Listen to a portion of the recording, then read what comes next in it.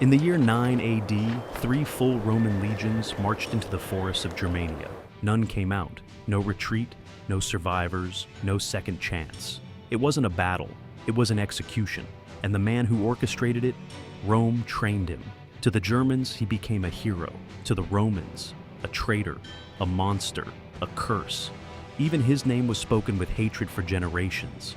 This is how an empire walks straight into its own grave. At the time, Rome stood at the absolute height of its power. Under Emperor Augustus, the empire stretched from the Atlantic coast to the sands of Arabia, from the British Channel to the edges of the Nile. Gaul was pacified. Egypt was under Roman control. Hispania was nearly fully Romanized. Trade was booming. Roads connected cities across continents. Rome had never looked stronger or more confident. And now, the next frontier was Germania, the thick, untamed forests east of the Rhine. To Rome, it was just another region to bring into the fold. They had done it before. Why not again? They had already begun laying the groundwork. Roads were being carved out through the wilderness. Outposts and forts were popping up along the frontier. Roman judges were enforcing imperial law. In short, the empire was doing what it always did, imposing order, structure, and taxes. To oversee it all, Augustus appointed Publius Quinctilius Varus. On paper, he was ideal, experienced, loyal, a man of the system. But Varus wasn't a soldier. He had no military instinct. He was a legal mind, a career administrator, trained in courts, not on the battlefield. He understood tax codes, bureaucracy, judicial process, but none of that mattered in Germania. This wasn't Italy. This was tribal land, ruled by shifting loyalties, fragile alliances, and leaders who smiled in public and sharpened knives in private. But Varus didn't see the danger. He acted like the land was already his. He enforced Roman law on people who had never agreed to be Romans. And he assumed that order, the Roman kind, would simply follow. He was wrong. Among those tribes was a man Rome trusted completely. His name was Arminius. To the empire, he was the ideal product of Roman influence. Born a Germanic noble, raised inside Roman borders, educated in Roman schools. He trained as a Roman officer, fought alongside their legions, and earned citizenship. He spoke flawless Latin, wore their armor, and even led their soldiers in battle. To men like Varus, he was proof that Germania was already halfway Roman, reliable, disciplined, loyal. But they saw only the surface, because while Rome considered him a model citizen, Arminius saw a different future, one not ruled by Roman governors or Roman law. And he knew exactly how to get there. He understood how legions moved, how generals thought, and just how confident, no, overconfident Roman command could be when operating in unfamiliar terrain. He studied their strengths and their blind spots. In public, he played the part. He advised Varus, rode beside him on campaign, dined with his officers. He even helped suppress minor uprisings, just to keep up appearances.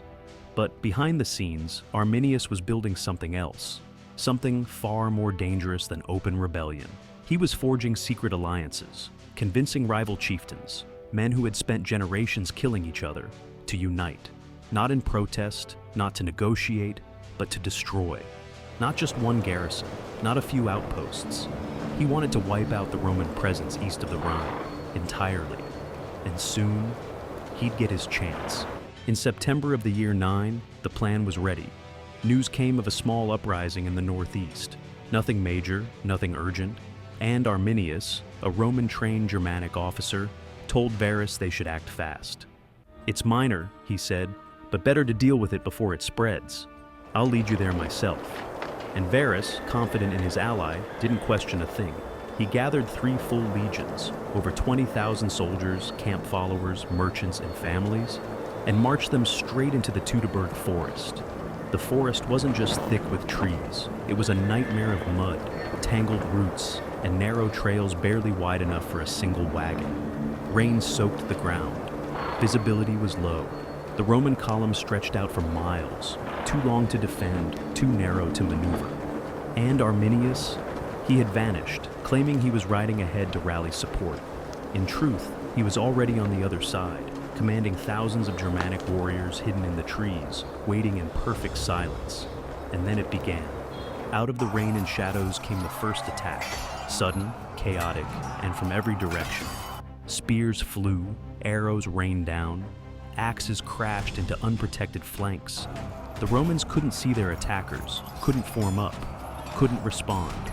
The line buckled, panic spread. Wagons jammed the path, horses broke free, civilians screamed.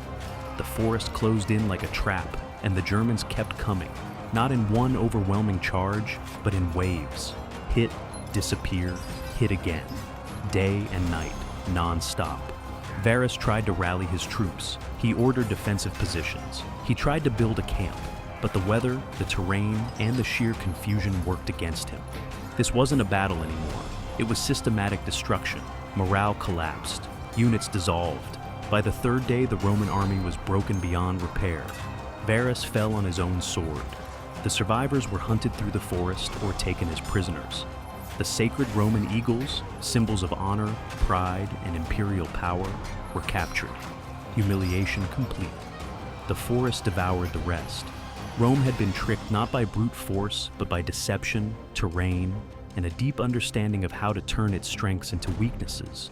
Arminius hadn't just ambushed an army, he shattered an illusion. And the legions that vanished in that forest were never rebuilt. Their names were erased, their memory, a scar that would haunt Rome for generations. When news of the disaster finally reached Rome, the reaction wasn't just disbelief, it was paralysis. 3 full legions. Gone. Wiped out to the last man. Not in the deserts of Parthia or the mountains of the Caucasus, but in a forest just beyond the Rhine. A region they believed was already pacified, already Roman. It was unthinkable. According to ancient sources, Emperor Augustus was shattered. He tore at his clothes, refused to shave or cut his hair, and for days wandered his palace in silence, repeating one line again and again. Quintili ver legiones rede. Varus, give me back my legions. But there were no legions left to give back. This wasn't just a military loss. It was a wound to Rome's pride. An empire built on control, structure, and superiority had been outmaneuvered by men with no cities, no written language, and no standing army. The defeat shattered the illusion of invincibility. From that moment forward, Rome changed. There would be no more bold campaigns east of the Rhine. Instead, they built walls, dug trenches, and fortified the frontier. The Rhine became the hard edge of the empire, not just a river, but a psychological boundary, a reminder. And the legions lost that day, 17, 18, 19, were never reformed. Their numbers were struck from the rolls, not out of protocol, but out of fear. They were considered cursed, a stain on the empire's memory. And Arminius? To Rome, he was a traitor, a man who used their own system to destroy them from within. But to the Germanic peoples, he became something else entirely, a symbol of resistance, unity, and freedom. Centuries later, emperors, kings, and dictators would invoke his name, not as a man, but as a myth, the one who brought Rome to its knees and vanished back into the trees. For a long time, the exact location of the disaster remained a mystery. Ancient sources described forests, swamps, and rough terrain, but they were vague. Over the centuries, dozens of theories were proposed. Historians argued. Maps were drawn and redrawn. Some believed the battle site had been completely lost to time. It wasn't until the late 20th century that archaeologists began to narrow it down. Near the village of Kalkries, in modern-day northwestern Germany, they started finding clues. At first, it was just a few Roman coins, but not just any coins. They bore the stamp of Publius Quinctilius Varus. Then came weapons, spear tips, arrowheads, shattered helmets, broken swords. Then they found something else, a long, narrow corridor, a funnel-shaped stretch between 2 ridgelines, perfect for an ambush. The exact kind of terrain described in Roman accounts. And scattered along this route were the bones. Dozens of skeletons, many still in armor, some with helmets crushed inwards from blunt force. Others showed deep sword cuts through bone, arrowheads embedded in ribs, signs of panic and close-quarter fighting. Some bodies appeared to have been stripped, looted. Others were dumped into shallow mass graves. The remains of animals, wagon parts, tools, all left behind, frozen in time.